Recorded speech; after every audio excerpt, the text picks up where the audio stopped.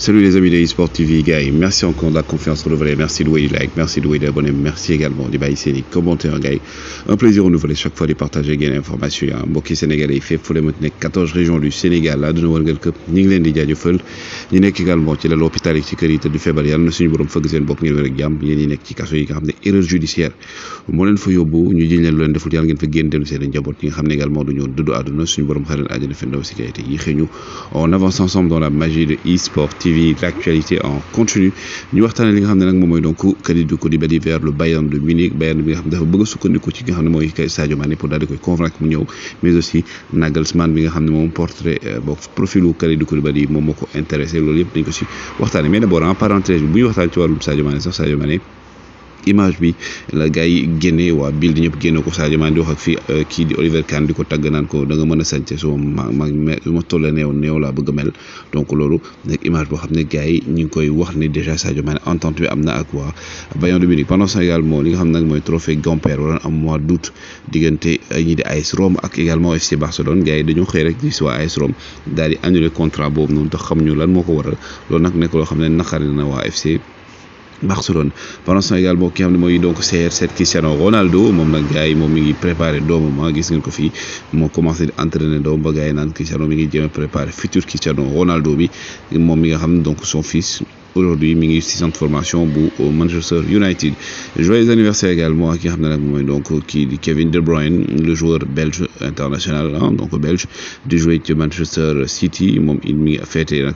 anniversaire am di fanweeri at ak benn maanaam 31 ans mu daal di koy am nekk un joueur boo xam ne bokk na parmi les plus grands joueurs au monde Fabien Barthez également moom di fêté li nga xam ne mooy 51 ans maanaam donc di fêté donc juróom fukki at ak benn kii donc Fabien Barthez nekk l'ancien gardien également de l'équipe nationale de France mais aussi de Manchester et de Marseille pendant ça aussi ki ngeen gis nii kenn dootu ko présenté il a été entraîneur du Casa Sport nekk na joueur Casa Sport nekk entraîneur Casa Sport léegi mooy DTN Casa Sport tey bu Casa Sport jëlee trophée moom tamit am na ci wàll ñu koy wax félicitations également gars yi photo bi ñan ngeen ci xàmme gars yi ñan ngeen ci xàmme ci photo bi donc bu leen mën a wax donc ñëpp donc voilà marqué nañu histoire de football donc ñii ñan lañ gars yi kan ngeen ci xàmme par rapport ak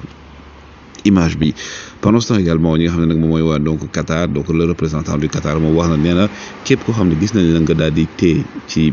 banderole sax borom ñaari tur yi ko génne yow dinañ la daan juróom-ñaar ba fukki at ak benn ne dëkk bi seen dëkk la dëkk jullit la te kenn du leen imposer leen loolu la waa Qatar wax pendant ce temps gis ngeen ko Fernandinho dellu na fi nga xam ne nag moom mooy donc ca Brésil ci club bu bees bi donc di son numéro 5 le brésilien donc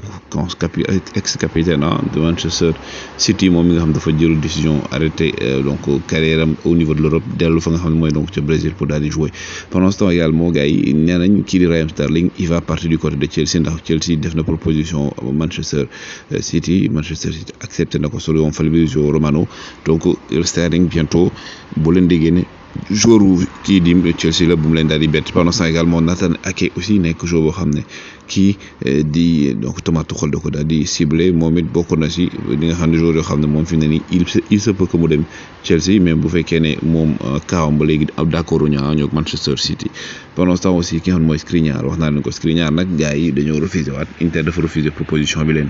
Paris Saint-Germain defaat Paris Saint-Germain da leen proposé li nga xam ne mooy donc 60 millions ak joueur bi nga xam ne mooy Julian Draxler mais ñoom dañoo bañ 70 millions daal lañ daal di bëgg Carlos Soler le joueur de Valence waxtaan bi yàggoon na am diggante yi nga xam mooy Barça ak donc Valence finalement déggoon nañ selon les dernières informations donc 20 millions la ko FC Barcelone daal di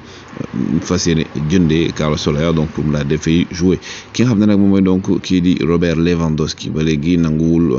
prolongé du côté de Bayern dafa bëgg a jóge ancien agent mag nee na li tax mu bëgg a dem Barça dafa bëgg wan ne moom moo mën ki nga xam ne mooy Karim Benzema moo tax mu bëgg a dem fa nga xam ne mooy ci Barcelone pendant ce temps aussi wax bi Kadri donc il va porter le numéro 99 moom il s'est engagé avec Montpellier donc gis ngeen ko image ba nga nekk nii wax bi Kadri ak le président de Montpellier donc moom mi nga xam ne voilà Kadri proposition yu bëri amoon na ko notamment si pays arabe yi mais dafa bañ ne dafay toog numéro 75 le Mamadou Sakho di sol saison bii di ñëw 75 parce que gox bi mu dëkk mooy Paris 75 également pour wan ne Paris Saint-Germain mooy club de këram le Sénégalais le français d'origine sénégalaise Mamadou